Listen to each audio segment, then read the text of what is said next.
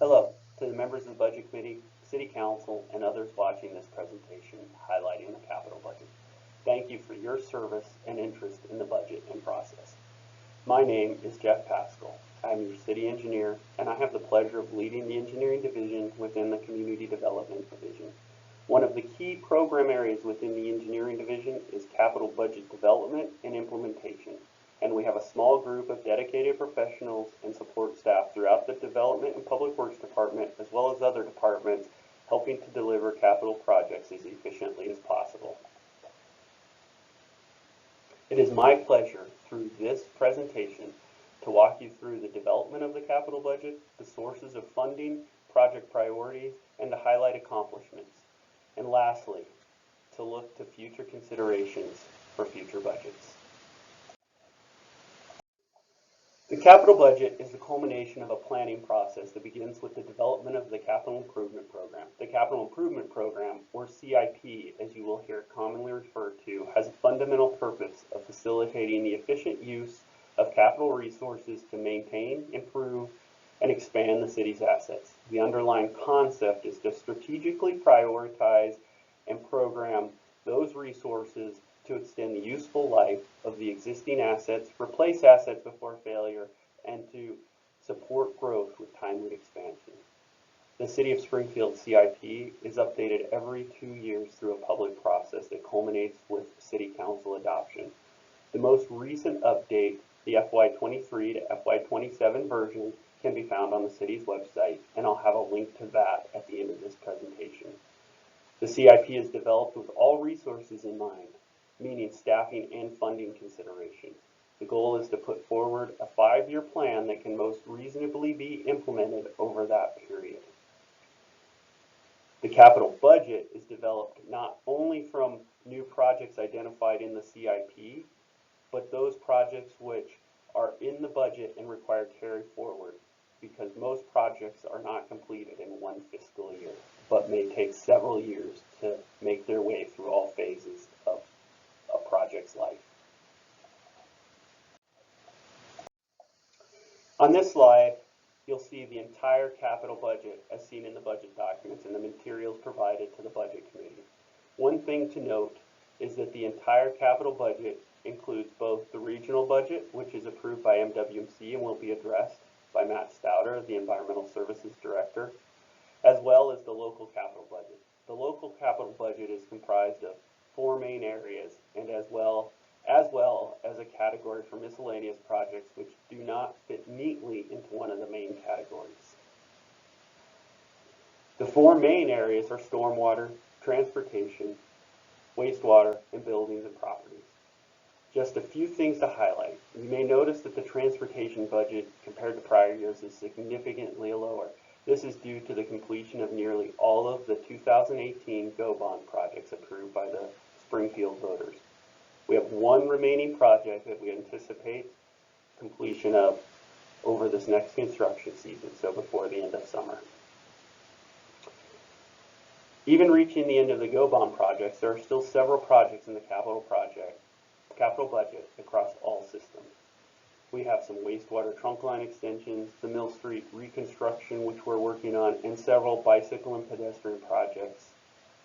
And we continue to make progress on our wastewater pipeline rehabilitation.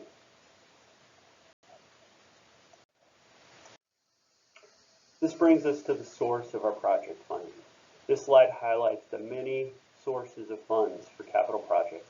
Each source comes with its own set of restrictions on what types of projects it can be used for, or sometimes how much local dollars it must be matched with in relation to many times their transportation grants. As highlighted in the last bullet point, a majority of the federal aid the city receives for transportation projects does not pass through the city's budget. As an example of restrictions, when we receive system development charges or SDCs, if they're improvement funds, the project that may be sourced with those funds must be on a project list or in a plan, and only a certain portion of that project related to growth or expansion is eligible for those dollars, which leaves us, when we're budgeting and moving those projects forward, finding dollars for the difference in what the ultimate project cost may be versus what would be eligible for improvement funds.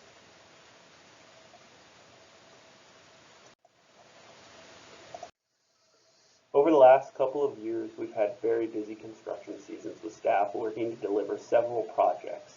This slide only highlights a few of the projects accomplished over the last year.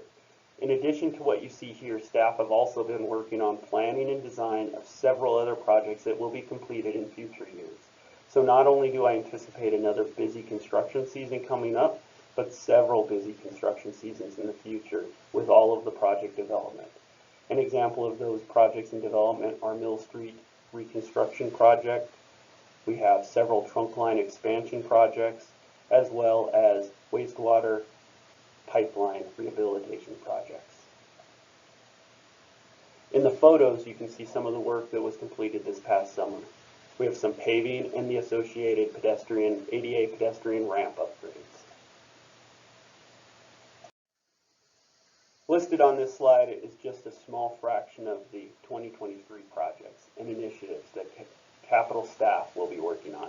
Like I said earlier, I anticipate not only a busy construction season this year, but several busy construction seasons.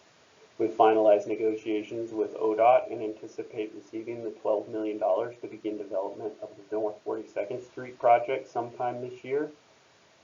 We've also received federal funding in partnership with the City of Eugene to deliver Phase 2 of the Franklin Boulevard project, as well as development of several wastewater rehabilitation and expansion projects. As we consider the future as it relates to capital planning and construction, we look at the deferred investments that have been put off on our buildings and facilities. Rather than being able to complete routine maintenance and preservation projects, we've had to defer those due to the lack of funding, and that will lead to more expensive rehabilitation and reconstruction projects in the future. In a similar vein, considering street preservation and the revenue source to enable continuation of the great progress that's been made following the Springfield voters' approval of the 2018 GO bond. We're also looking at having an updated wastewater master plan before the council in calendar 2023 that will outline new projects to be considered in future capital planning. And then lastly, the most recent inflationary numbers. We weren't anticipating 8 to 13% inflationary factor in our planning, and keeping an eye to what that impact may have on current projects that are being developed today, but also future projects as we plan, and those impacts on budgets and revenue sources.